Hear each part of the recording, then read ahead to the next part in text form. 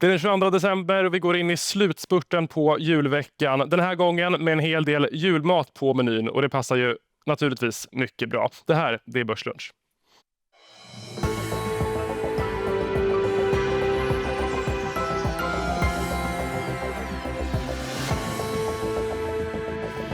Inte mycket till börshumör idag, men desto bättre humör här i studion. Bredvid mig sitter Niklas Andersson förstås på Montrose och Marcella Klang, Handelsbanken. Vi går väl in också i någon slags julklappsutdelning på börsen. Bokslut betyder utdelningsbesked, eller hur? Absolut. Och nu är det ju säsong för utdelningar. Vi kommer ju få veta i Q4-rapporterna hur mycket extra cash bolagen har och delar ut. Och fokus på det under våren. Känns som att återköpen är på väg uppåt i USA. Niklas, vad är roligast? Utdelningen eller beskedet om utdelningen? Ja, men det är väl beskedet om utdelningen, det får man väl ändå säga. Och någonstans kanske man får ha en graf då. Löneförhöjningen över tid kontra portföljbolagens löneförhöjning över tid. Den spreaden vill man ju ska vara så stor som möjligt. Ja, hörni, vi ska prata mycket julaktier generellt sett idag, passande nog.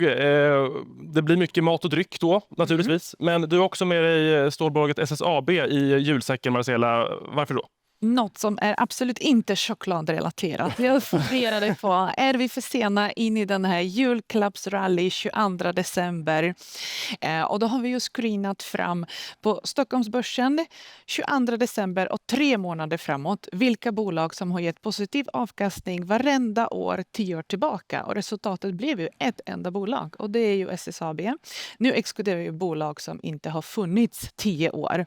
Men 18% i snitt. Om man köper idag 3 månader framåt, såklart historisk avkastning, ingen säkerhet på framtida avkastning, men vi har ju fundamentalt positiv syn på aktien. Det är min kollega Christian Kopfer som följer SSAB, köprekommendation och trigger som vi väntar på, där vi tror att vi kommer få klarare besked under första kvartalet i de här väntade antidampningstullarna som EU-kommissionen ska besluta om för att skydda europeiska bolag från orättvisa priser från Asien. Så vi tror på stigande stålpriser i Europa och USA. Ingenting värmer i midvinternatten mer än det svenska stålet. Noel, men vi har en hel del julklappar i nyhetsflödet också, eller hur? Ja, det får man väl säga. Kredithanteringsbolaget Intrum, de gör en nedskrivning på 3,4 miljarder kronor i det 4:e kvartalet. Merparten av det här är hänförligt till goodwill. Men trots den här nyheten så stiger faktiskt aktien idag knappt 2%. Apropå just julklappar. Precis. Vi kan också nämna riskkapitaljätten EQT som köper Arlanda Express. Prislappen, den är hemlig, men i en intervju med Dagens Industri så säger EQT-partnern Kunal Koya att man räknar med att införa biljettkategorier med lägre prisnivå. Så vi kan väl slå fast att det är för dyrt att åka med Arlanda Express, Niklas? Ja, men det tycker jag. Det var en trevlig diskussion på Finansvitten naturligtvis här på morgonen när den här nyheten kom. Det är ändå ganska dyrt. Ja, det är det. Riskkapitalbolag känns inte som prissänkare i vanliga fall, men den här gången kanske är... Ja, det kanske är ett undantag den här gången. Ja, vi får se. Vi kan väl också avsluta med lite rekordnoteringar i en rad tillgångslag som silver, koppar och guld. Och det leder oss vidare till kakaopriset som ju påverkar en hel del julaktier. Priset det har kommit ner nu efter 2 ganska kraftiga toppar. Men Niklas, varför har det varit så här slagigt som vi ser på grafen här i kakaopriset? Ja, men det är ju en jättebra fråga, men det har ju varit lite grann av en perfect storm. För man har ju naturligtvis läst på ganska mycket om kakao när det har varit som dramatik och det har påverkat priset i butik på vår älskade choklad. Men senaste åren så har det varit en hel del virussjukdomar. För Ghana och Elfenbenskusten står någonstans för runt 60% av global output. Så det är en ganska stor del av kakao som kommer från en ganska liten del av världen. Och sen så när man har sett priserna stiga mycket så är det ju många som har byggt lager också och blivit nervösa när priserna har stigit.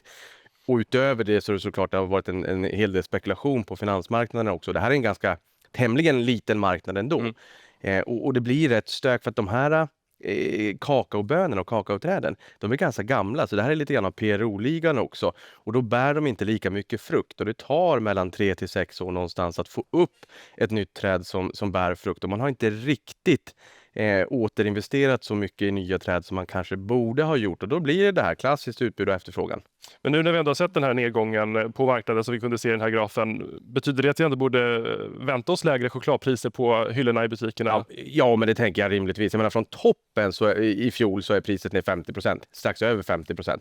Och det är väl bra. Jag menar, man brukar ju säga att den bästa medicinen mot höga priser är höga priser, för då vill ju väldigt många fler faktiskt både odla och sälja. Så att förhoppningsvis, frågan här är ju hur pass mycket bolagen har köpt in, hur mycket de har prissäkrat och när vi är förbi den pucken. Bara för att priset har gått ner så betyder det ju inte att bolagens kostnadspuckel är förbi ännu. Vi har fortfarande 4 bitar färre i Aladdin-asken. Och det gjordes tidigare. Precis, för drar du ut den grafen tillbaka till 2023, då är vi ju på nivåer som är 3 gånger högre än bara för 2 år sedan. Så nu, kakao är dyrt, choklad är dyrt och så har vi ju fått den här extra volatiliteten också som ställer till det. Vad blir medicinen då? Högre pris, mindre förpackning eller blanda in lite saltkrisp? Eller blanda in Århus Karlshamn i portföljen i hopp om att de med sina kakao-alternativ på något sätt ska bli en vinnare på det här. Exakt. Handelsbanken gillar AK, va?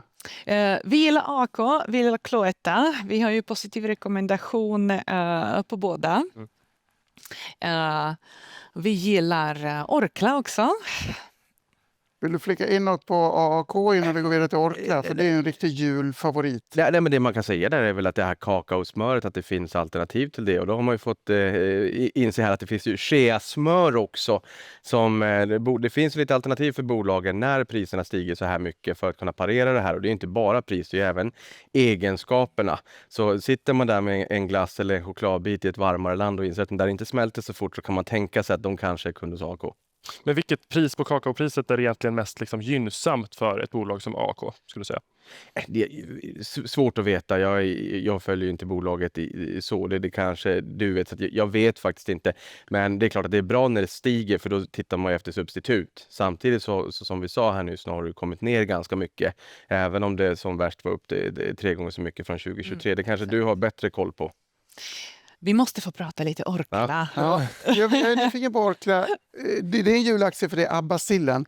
Men det är också 1000 andra saker. Det är en aktie som är lite svår att begripa. Det finns kanske choklad i Orkla också. Det är Orkla Snacks. Ja. Det är indiska kryddor. Det är pizzarestauranger i Tyskland. Vattenkraftverken, de är sålda nu. Så det har varit extra utdelning från Orkla. Ägare fick ju 10 kronor.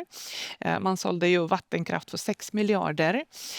Det är Jotunfärg, men de har ju, alla har ju säkert smakat Smash. På tal om när choklad är dyrt så blandar man in lite salt, krisp. Exportsuccé från Orkla. Med bara en tunn fernissa av choklad och kakao. Alltså. Lite len choklad. Det är så guldpläterat. Exakt. Växte nästan 100% utanför Norge under förra året. Oj, vilken smash. Vilken smash, eller hur? Men Orkla, stabilt case. Största ägare, Canica, organisk tillväxt tickar på. Och strategi för bolaget är just att förenkla från 12 portföljbolag ner till 7-9. Vi har kommit ner till 10 blandad vattenkraft. Man delar ut pengar till aktieägare. Väldigt mycket fokus på shareholder return. Och det finns mer att ge. Så under nästa år så kommer bolaget meddela nästa steg i strategin. Hur man kan skapa aktieägarvärde i Orkla. Men man kan inte prata Orkla utan att nämna Babs. Ni pratade ju på EFN Börslunch, ny butik för Babs här Stockholm, på ja. Norrlandsgatan var det ju. Jaha. Och Det var vi här. eller hur? En annan exportsuccé. Jag tänker ju, när choklad är dyrt, socker är billigt, då äter man ju lösgodis. Och det var ju den här virala trenden, Taste Try Swedish Candy, som gjorde att Babs till och med tog slut i Sverige. Det florerade rykten att fabriken i Jönköping har ju brunnit ner. Orkla skeppar all Babs till USA. Men nu har man kommit ikapp med produktionen. Man kommer dubbla kapaciteten kapaciteten för Babs i Jönköping och nu finns det gott om Babs till och med att exportera till USA. Så Q3 startade Orkla export av Babs. Men jag är ändå nyfiken på bolagets internationella ambitioner. Vi såg den här grafen tidigare att man växer mycket utomlands och vi ser ett stort amerikanskt intresse för svenskt lösgodis. Hur mycket kan man liksom rida på den här trenden? Jag tänker snarare, på tal om Abbasil, att vi borde ju, någon av er som har lite följare, borde ju starta en annan trend. Try Swedish Herring för att Try Swedish Herring. pusha lite Abbasil. Något för julledigheten. Så kan jag fortsätta prata Orkla nästa år och hur Abbasil har blivit en exportsuccé. Tar den för laget. Jag tänker godis är lite godare. och det, men där tittar man på exempelvis TikTok i sociala medier. Det här är ju verkligen en dundertrend med svensk godis. Sen kan man ju alltid argumentera om det där godiset som man har sett där. Är liksom, det finns godare svensk godis. Men de klippen har 10, 12, 14, 15 miljoner visningar. Och dessutom är de beredda att betala över 500 kronor kilot. Ja. Nu har ju Cloetta sagt att man ska öppna upp en butik i New York. Och där har jag förstått att man också lägger sig en bit under 500. Men om man tycker att lösviktsgodiset kostade ju 7,90, 8,90 förut och nu är det kanske 10,90, 11,90 snarare rimligt. Eller rimligt vet jag inte, men det är där det ligger. Stycksakerna har lite bättre marginaler, 8,50 tidigare, nu betalar man 12 någonting. Men i USA så man har ett jättesug efter svensk godis och man är beredd att betala väldigt, väldigt mycket för det. Det är en spännande trend. Jag tyckte en liten inflik Anora. De har ju samma huvudägare som Orkla, Canica, som äger 22% i Anora. Det är ju finskt noterat Blossaglögg. Och där har jag ju noterat att försäljningen av alkoholhaltiga drycker, de går ner. Men lönsamheten hos bolaget, den går upp. Så vi dricker mindre, men vi betalar vad det kostar. Jag tror många är duktiga på att positionera om sig till alkoholfri öl och annat som har varit en jättegrej. Väldigt glädjande för att säga. Varje jul försöker vi krysta ihop ett julprogram och i vanliga fall pratar vi om Orkla och Anora med viss motvilja. Så det är dåliga aktier. Orkla är ett dåligt konglomerat. Anora har gått väldigt illa i många år. Men nu är den aktien upp 30%. Och det låter som att Orkla är faktiskt intressant på riktigt med den här renodlingen du beskriver. Exakt. Det blir mer och mer tillgängligt. Mer analys. Mindre spretigt och definitivt intressant nu när den nordiska konsumenten kommer ju må bättre, räntorna har kommit ner. Och apropå återköp som vi pratade om tidigare så genomförde de nyss ett Precis, efter att de noterade Orkla Indien, sålde 25% av Orkla Indien så har man lanserat 4 miljarder kronor återköpsprogram som börjar nu. Och ett litet tillägg där kan man väl också säga att Hershey's i USA säger att man har bara sett en mild effekt av GLP-1-läkemedlen också. För där var det ju många flingor. Vissa av oss kanske är uppväxta med Kellogg's Frosties, inte jättebra. men här har man sett ganska många aktörer i USA har haft det rätt tufft med under den här hela GLP-1-boomen.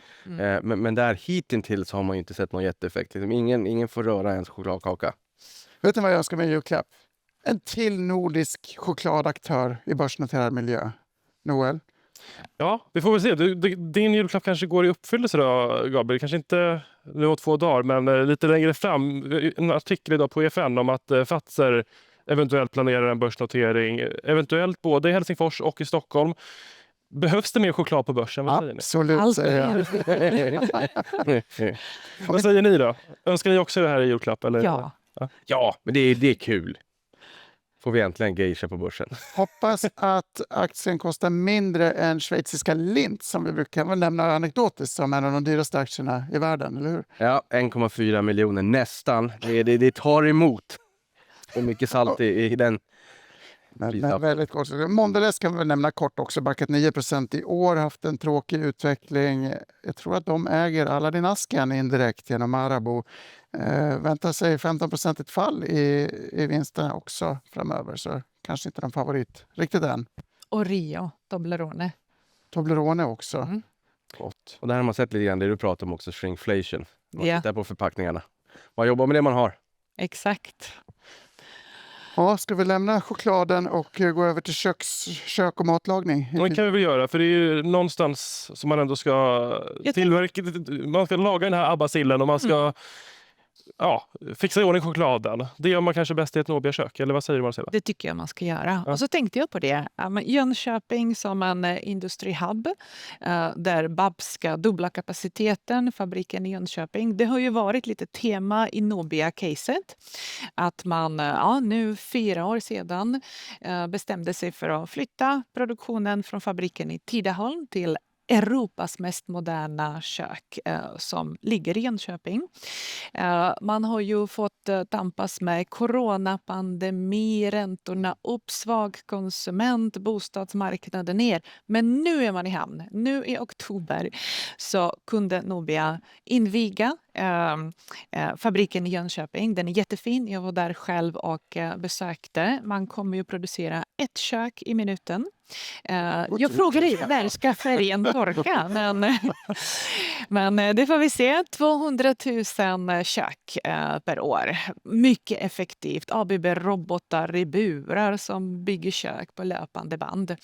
Och annan typ av case än Orkla. Såklart mycket skuld, men vi ser ju precis att det är nu man vänder från lönsamheten kring noll.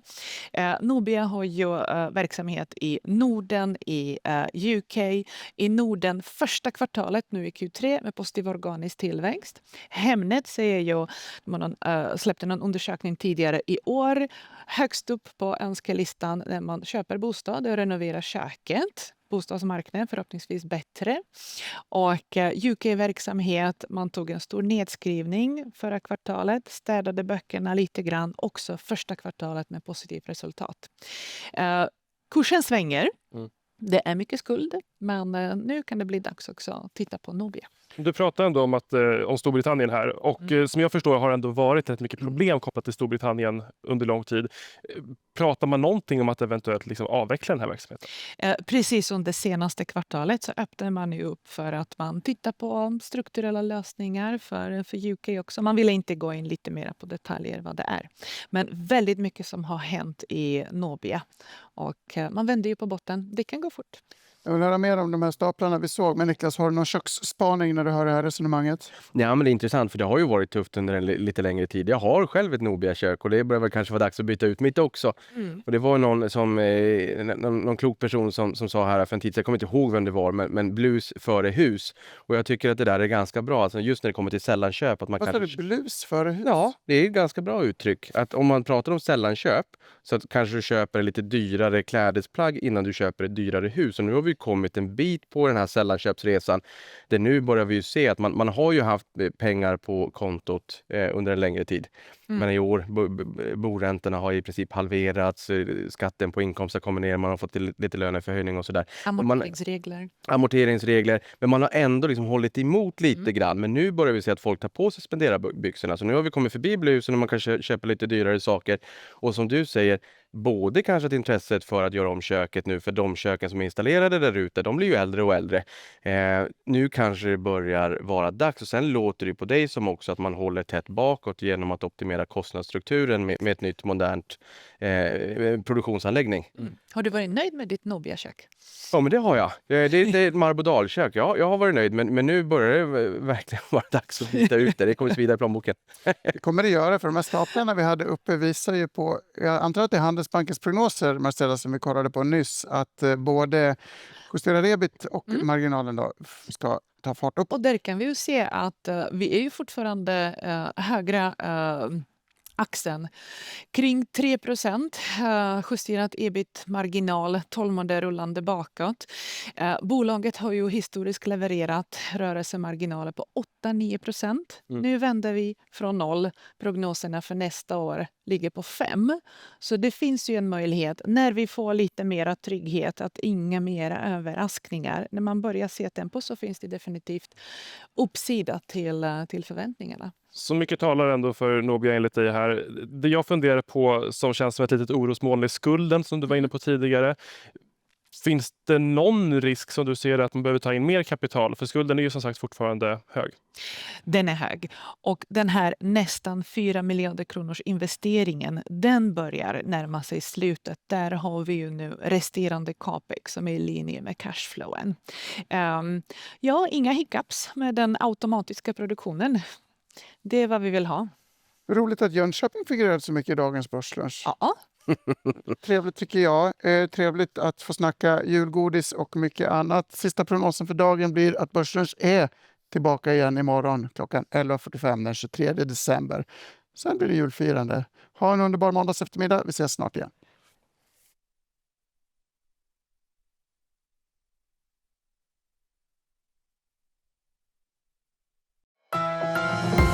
Det här var en produktion från EFN. Ansvarig utgivare Anders Hägerstrand.